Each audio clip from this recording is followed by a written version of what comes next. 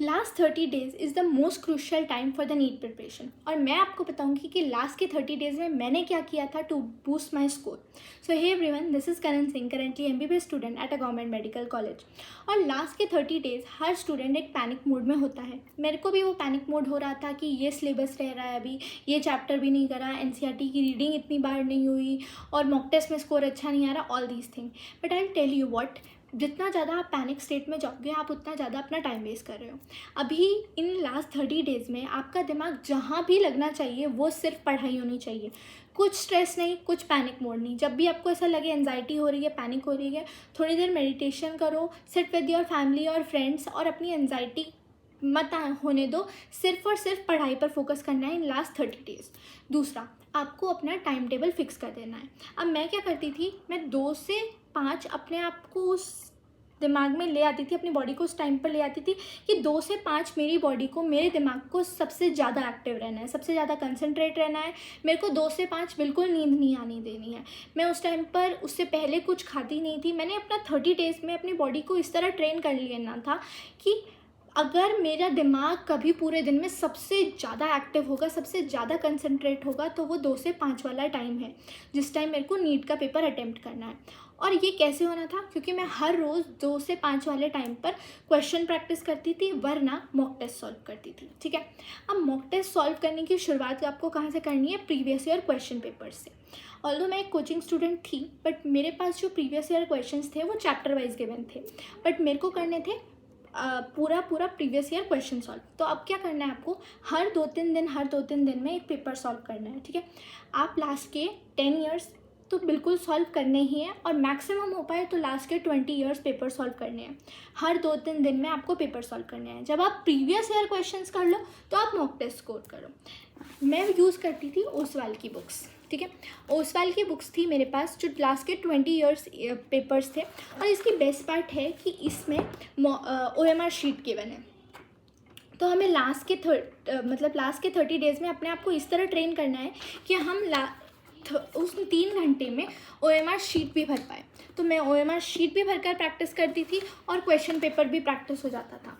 तो हमें उसके बाद जब आप क्वेश्चन पेपर सॉल्व करोगे, उसके बाद आपको एनालाइज करना है कि आप कहाँ मिस्टेक कर रहे हो। Apart from these last 20 years paper, I use to solve Oswaal mock test papers also. Okay, क्योंकि मॉक टेस्ट पेपर मेरे पास मेरी कोचिंग के चल रहे थे, जो सिलेबस वाइज होते थे और कहीं ना कहीं आउट ऑफ NCERT जाते थे। तो one of my senior recommended this book. ठीक है, जिसमें mock test are based on NCERT, क्योंकि नीट का पेपर कहीं ना कहीं NCERT लेवल ही आता है। अब नॉर्मली क्या होता है कि जब हम कोई भी पेपर अटेम्प्ट करते हैं, मॉक टेस्ट पेपर अटेम्प्ट करते हैं, तो वो मॉक टेस्ट होता है NCERT के बाहर के लेवल का, और हमारा उसमें स्कोर कम आता है बिकॉज हम लोग पढ़ते हैं NCERT बेस्ड। तो हमारा नॉर्मली कॉन्फिडेंस लूज़ हो जाता है कि मॉक टेस्ट में स्कोर नहीं आ रहा, नीट में कितना स्कोर आएगा। बट द पॉइंट इज़ कि क्योंकि नीट NCERT बेस्ड ही आता है, तो हमें मॉक टेस्ट भी NCERT बेस्ड ही करने चाहिए ताकि हमारा कॉन्फिडेंस लूज़ ना हो। अब आप जब मॉक टेस्ट कर लोगे, प्रीवियस ईयर क्वेश्चंस कर लोगे, तो what you have to do is कि आपको उन सेक्शन को डिवाइड करना है 3 पार्ट में। द फर्स्ट सेक्शन इंक्लूड्स कि आपको कॉन्सेप्चुअल प्रॉब्लम है, आपको कोई क्वेश्चन ऐसा था जो आपको कॉन्सेप्ट ही समझ नहीं आ रहा था कि इसमें क्या करना है। ठीक है, तो आप उस कॉन्सेप्ट को पढ़ोगे और उस पर फोकस करोगे, उससे रिलेटेड क्वेश्चन सॉल्व करोगे और सारे, जब तक आपको वो कॉन्सेप्ट, वो टॉपिक पूरी तरीके से नहीं आ जाए। दूसरी चीज़, अगर आप मॉक टेस्ट सॉल्व करा आपने और आपसे कोई सिली मिस्टेक हुई, उस सिली मिस्टेक को आप लिखोगे एक सेपरेट नोटबुक में और उस नोटबुक को रिवाइज करते रहना रेगुलरली। तीसरा, अगर आपको कुछ याद नहीं आ रहा था कि ये मैंने पढ़ा था पर याद नहीं आ रहा, तो उसे खोलो, उसे पढ़ो, 10 बार पढ़ो जब तक आपको अच्छे से याद ना हो जाए, and then attempt another mock test. तो with this you will attempt as many mock test as you can, और आप एक रिवर्स वे में स्टडी कर रहे हो कि आप एनालाइज कर रहे हो कि पेपर में आता क्या है और फिर उसके बेसिस पर पढ़ रहे हो। बिकॉज अभी इतने शॉर्ट स्पैन ऑफ टाइम पर अगर आप फोकस करोगे सिलेबस पर कि क्या सिलेबस पढ़ना है, कितना रह रहा है मेरे को NCERT की ये पढ़ना है, वो पढ़ना है, तो नहीं हो पाएगा। अपार्ट फ्रॉम दिस, बायो की NCERT और इनऑर्गेनिक केमिस्ट्री की NCERT को बिल्कुल नहीं छोड़ना है, वो आपको रेगुलर रीडिंग लगाते ही रहना। All you have to do in the last 30 days is only to study. 12 घंटे पढ़ो, 15 घंटे पढ़ो, 18 घंटे पढ़ो, because try to remember this कि बस ये 30 दिन ही है, उसके बाद नीट ख़त्म and you will be free.